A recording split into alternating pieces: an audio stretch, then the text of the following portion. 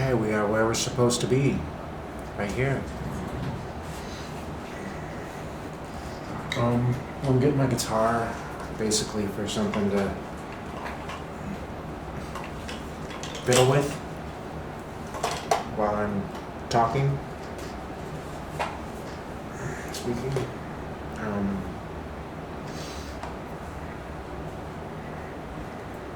putting on headphones so I can tell when the levels get out of whack and I have to adjust. So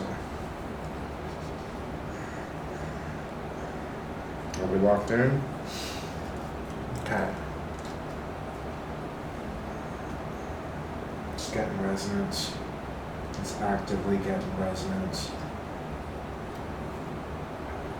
in the frequency of the universe.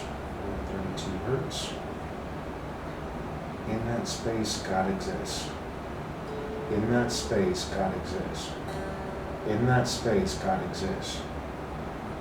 In that space, God is not an idea. God is not a threat.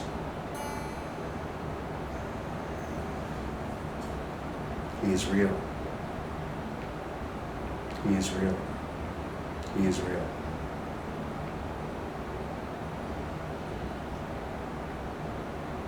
He is very real.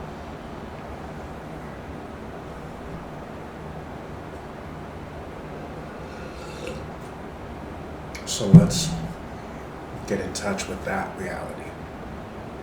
Okay, a lot of you know that reality is bending around you and you're a little confused, right? You're a little lost.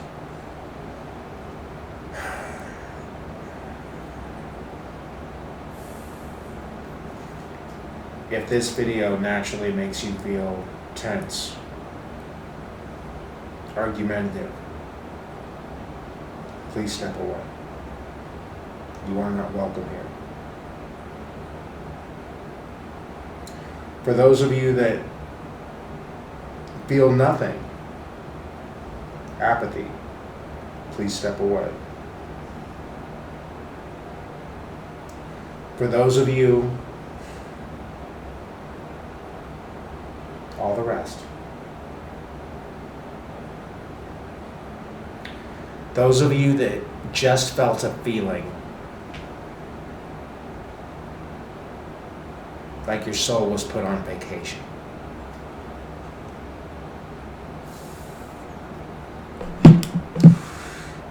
Like legit serenity.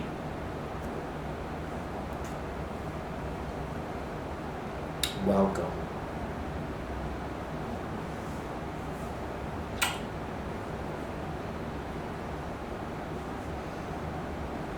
Welcome.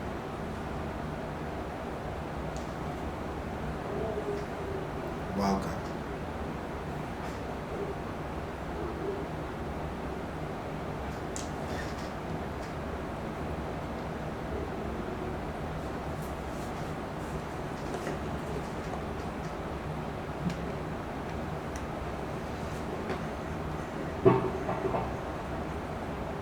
I'm getting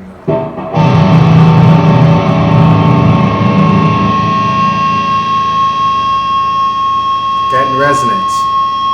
Hear that resonance? We have to tune it. Oh.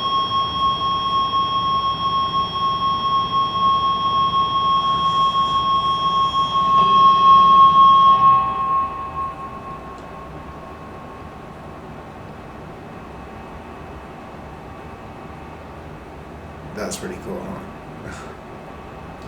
I thought so too. Welcome to the resonance. We are now locked in. We are now locked into the God energy. You just witnessed it.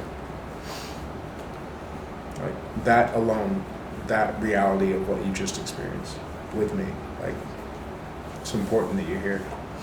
It's important that you're paying attention. It's important that you feel this. You feel that vacation. It's very important.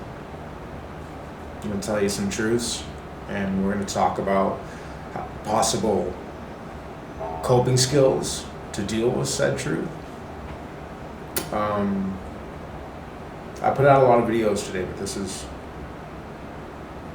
the most important one. And I haven't even gotten into it yet.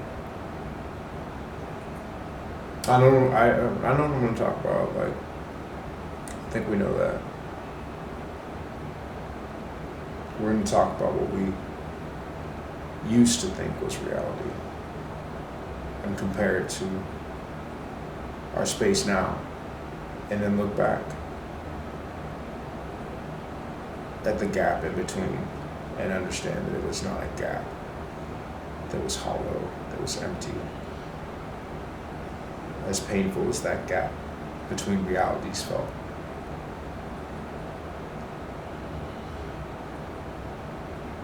It was your blade being forged in the fire.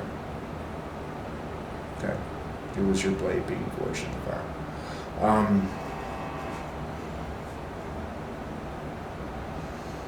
I want to hit you with something, and I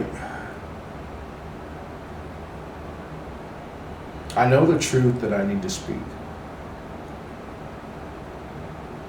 We're going to talk about Jesus. We're going to talk about Jesus. Jesus was the man, right? Jesus was the man.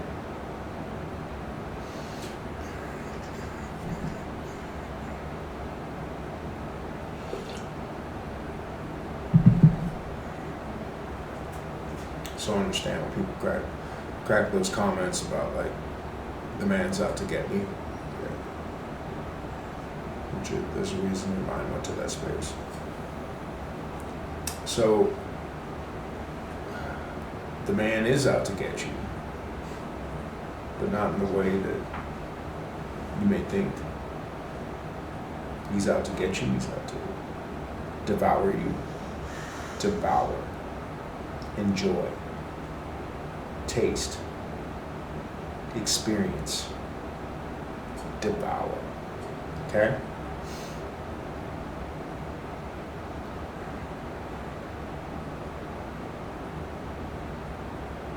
We are creating the new God energy.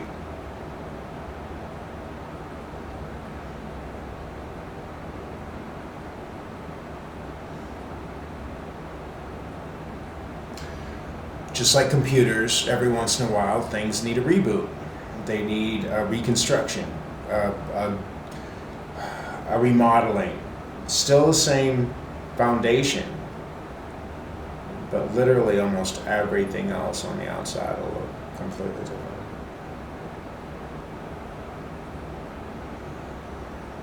You'll have a new perspective, a new viewpoint. So always be prepared to adjust fire when it comes to God.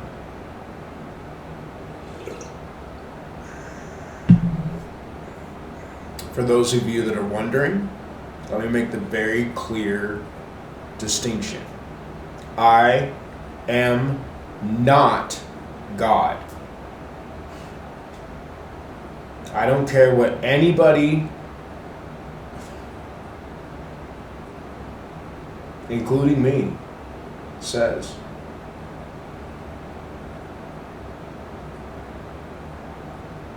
I am not God. I am a representation thereof. That's why I'm covered in so many archaic symbols. I'm a representation of God. I am a representative of Christ himself.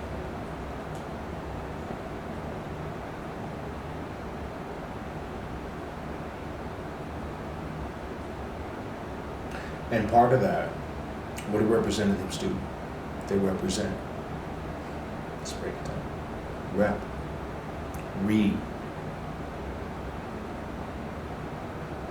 Rework, reimagine, reboot, recalculate, readjust.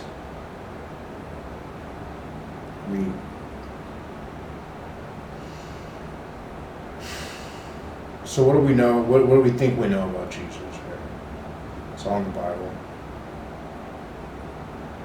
They say the Bible is the Holy Bible, and it is the truth. It is the truth. It is the truth, but it's not the whole truth. It's not the whole truth. And there's been whispers of it throughout human history. The truth. There's been whispers of it. It's been stricken from record. It's been burned. It's been the truth. It's been raped, exorcised, deleted, canceled. It's still here. It sits. The truth.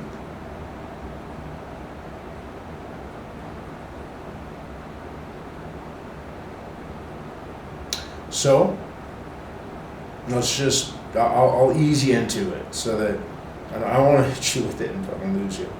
So,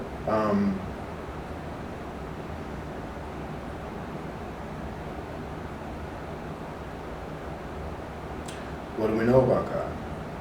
About Christ? That part, that leg of the Trinity. What do we know about you? He resurrected.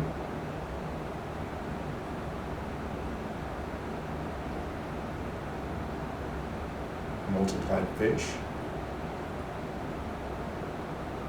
Water into wine. The bread.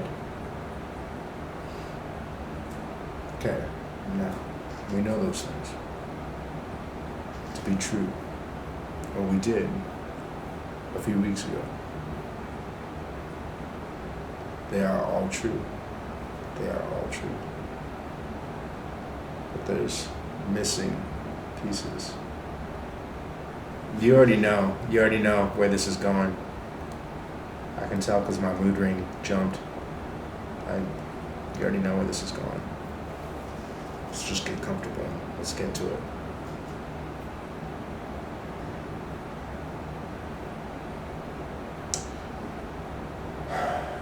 I told somebody this truth the other day.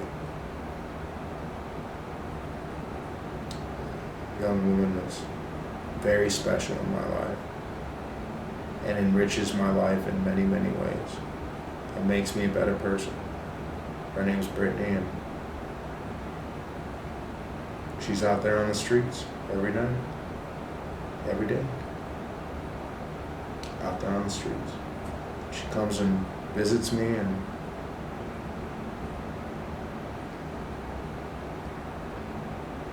we talk, and I knew she needed to go through a change. She needed to go through a transition. And I told her some truths that I'm about to tell you that made her panic. She immediately ran. I mean, physically ran. Tried to run off my property. And then she stopped out of nowhere. I thought she was like just going home on the streets. I don't know. See you in a little bit.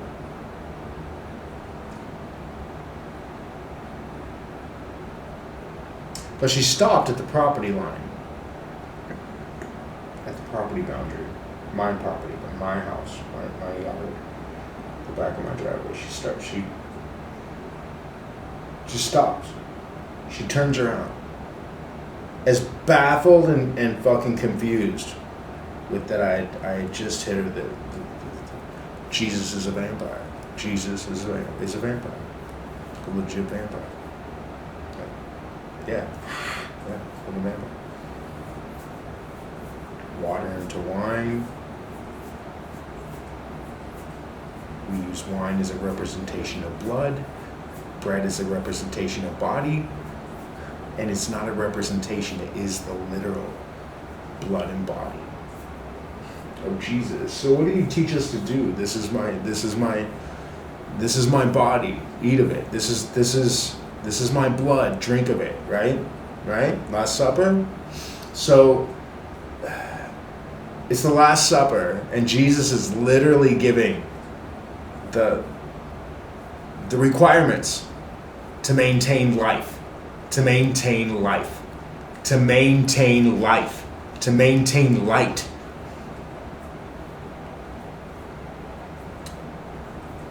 Is to literally partake of human flesh and blood. Which is inherently God's flesh and blood. right? Like, it's fucking intense. It's fucking intense. So what character, what entity in fiction, nonfiction, science fiction doesn't fucking... The truth comes in many forms. So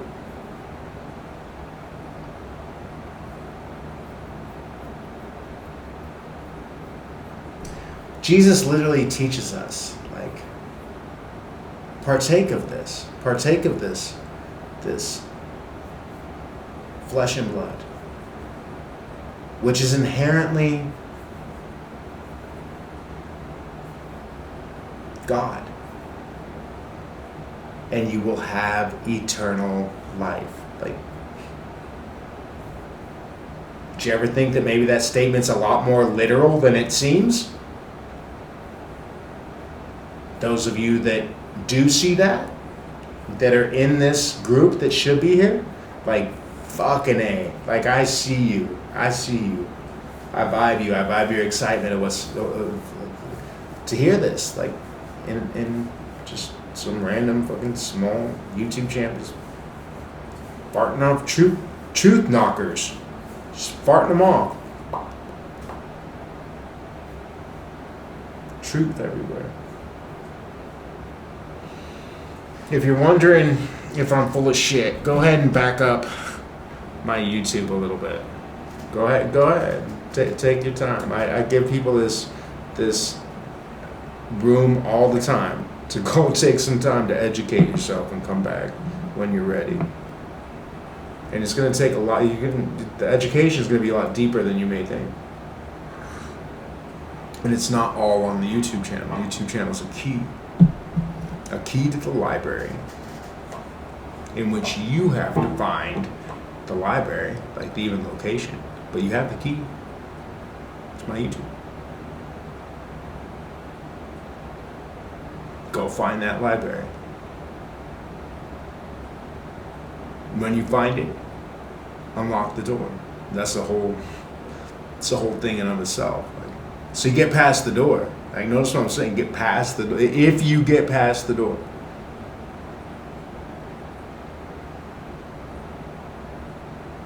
Welcome to a world of knowledge that becomes a key in and of itself to another door, to another door, to another door, to another. So there is no end. There is no end. There is no end. Chaos. Chaos is the definition of God. Chaos. Chaos. Look in the Bible anywhere and tell me where God was predictable.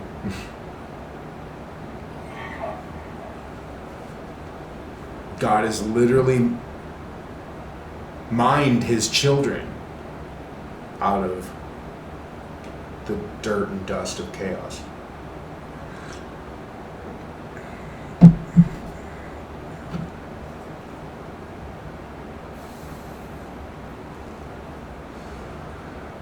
And it's all by design. Look back at your life. Look back at your life. Look at all the chaos, destruction, heartache, death that just followed you everywhere. Like a fucking perfume that wouldn't leave the top of your goddamn lip. Like, I know, dude. Death, destruction. It's so a part of our intrinsic nature that it almost becomes the definition of who we are. Almost.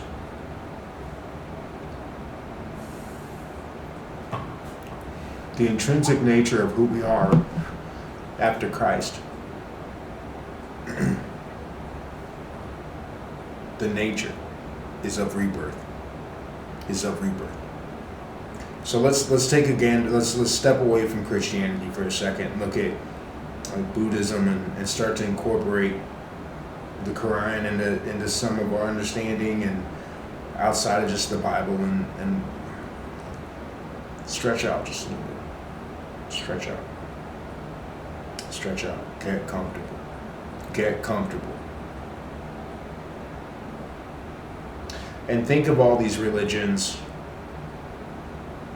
as tools in a toolbox.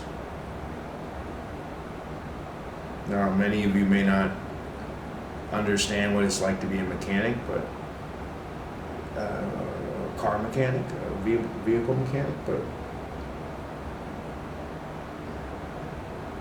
the basic nature is you get a job, you gotta have the tools. You gotta have the tools. When I was a mechanic, I spent so much of my paycheck, some pay periods, the entire paycheck, on what I could, on tools. And I had this big, gorgeous Harley Davidson Matco toolbox. It was orange and black. Before I even had a Harley, like I was buying a Ultra Classic off my friend, and I was so into the vibe of riding that he put me on a bike, on a little sporty. I was hooked. So like 2 weeks later, I got a Matco Harley Davidson toolbox that probably cost as much as, it cost more than, at that time, like way more than it would have cost me to buy 2 bikes. When I say bike, I mean Harley.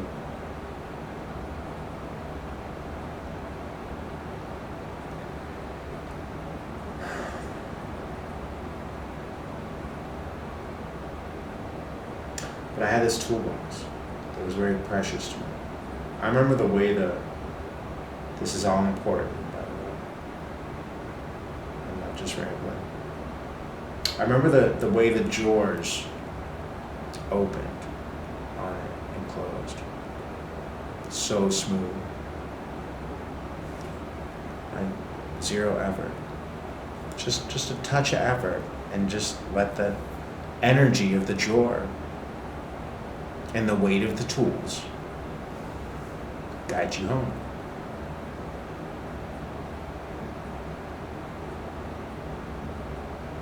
So what is God in that analogy? The toolbox. The toolbox. In all the religions, that all the world, all the religions, that all the world celebrates, are all inside that toolbox. Okay? So they're all inside God. It doesn't matter what tool you grab, it's of God.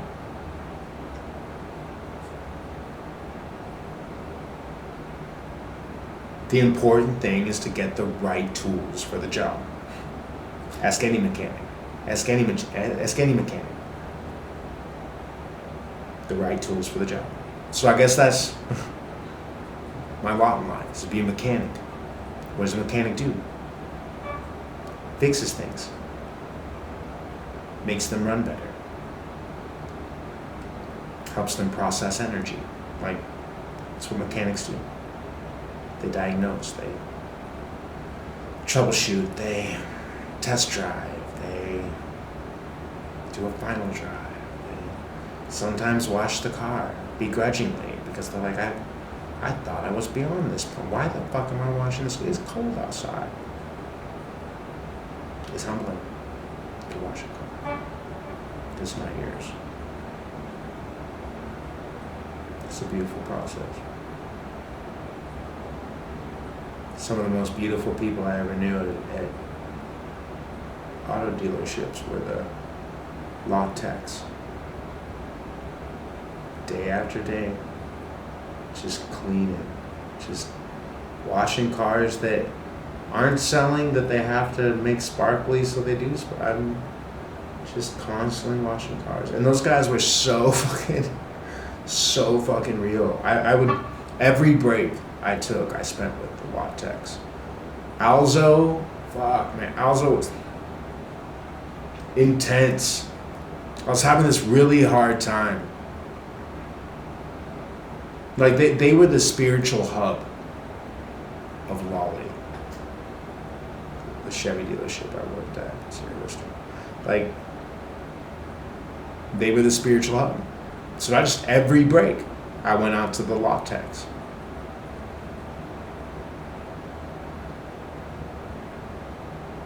And it didn't matter if they got a new lock tech, like, give it a week. They'd be spiritual too. Like, doing that level of monotony, you got to get in contact with God. You got nothing else to do. And I understand that from being a mechanic. Like, that's why I vibe them, because one of the things I loved about being a mechanic was the monotony. I love the monotony. Because that gave me the space to get spiritual, to start living life like as a prayer.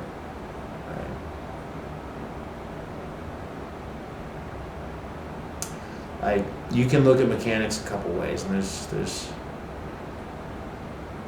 people that view it in every direction. Look down on it, look up at it. Mechanics are very interesting, and it's very needed in today's society. Right? You can't plug your car into a computer yet and download a new engine. We'll get there, but energetically, that's where we're headed. But the mechanics will be the ones that are in charge of the fucking computer systems at that point. Like, it's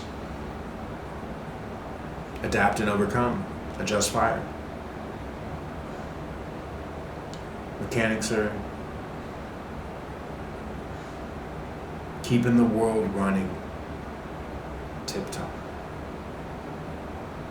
And sometimes their cars are the worst cars on the face of the earth. So sometimes it looks like their life is nothing but chaos. Because we're so busy fixing everybody else's car that we forget about ours. So that's important. Focus on your car. Like the number one way that all of us as mechanics of the new energy, the one way we can take care of everybody, the one way is take care of yourself first. Take care of yourself first. It's time to unlearn that behavior of not taking care of ourselves and fucking. How can we get to work and work on other cars if our car breaks down and our tools are at the shop? Like, you see, you gotta stay healthy. You gotta stay spiritually vibrant, spiritually healthy. So I started doing something the last couple weeks. Like, I legit was studying it as I was doing it.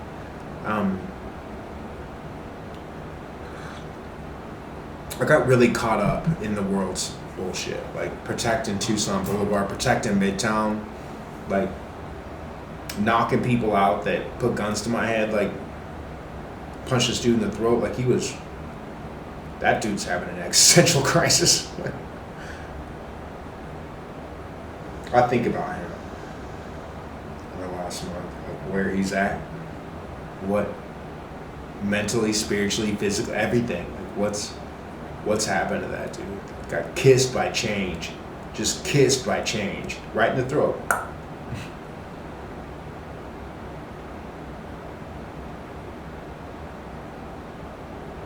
But yeah, I was really caught up in fixing the energy outside. Then I got petitioned. That's what that led to. Was getting petitioned, which in the state of Arizona means you're fucking under mental health arrest. That's what petitioned, like arrested. So I got arrested under mental health circumstances and forced to stay in the hospital for three weeks, and I came out like, okay, that didn't work. What do I do now? And I immediately got busy, cleaning my own house. Like, go back and look at the videos. You'll see this whole shit just change. Like, I wish you could smell it in here. I smoke tobacco, right? I smoke out of a pipe, so I don't burn the paper. It's just pure tobacco. and a little bit of weed.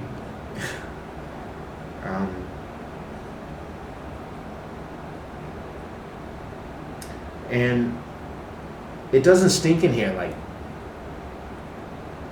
tobacco. I smoke all day. It smells so good in here. So good in here.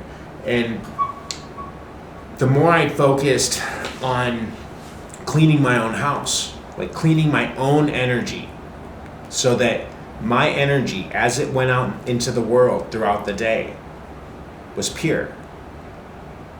I had to make my energy pure. I had to make my blood pure. I had to make my body pure. I didn't ask God, like, can you purify me? Like, baptism didn't make me as pure as I am today. And baptism was in 2000.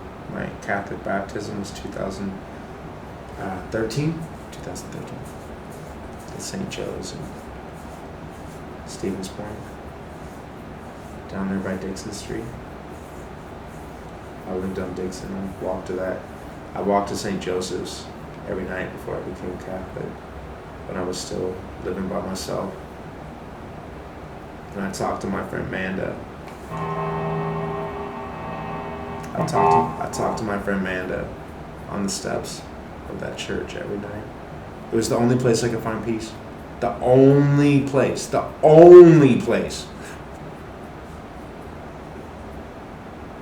So with that knowledge that it was the only place I could find peace, I got baptized Catholic. It was a journey to get me to that stoop.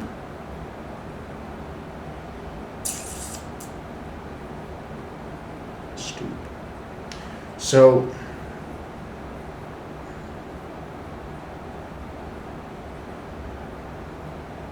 cleaning my energy, my own shit, cleaning my own shit.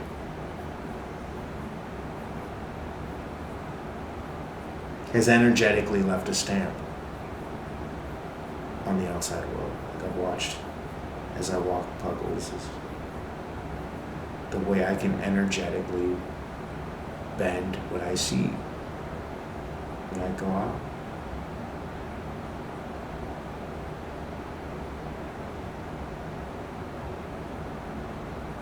And I've seen a new truth. I've seen a new truth. That God,